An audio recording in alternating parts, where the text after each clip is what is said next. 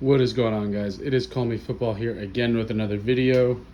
I said I was going to show you guys my stream set a while ago, so here's my stream setup. Obviously, this is the game chair that I play on.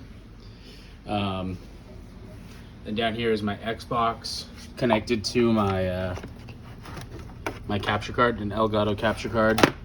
And I hooked that up, and it connects to my laptop. And this laptop runs my stream software that I use to control my stream. And then that also hooks up to the monitor, which is what you see here from when I play. So I sit here and play there. I leave my mic, my Blue Yeti mic, up that you guys hear me talking into. And then over here is another laptop I have open, and I use this one to type to you guys in chat and to read chat. So when I'm sitting here playing on this screen, that's running the stream software, and I can read chat and look into the chat there, and then I can also read chat here.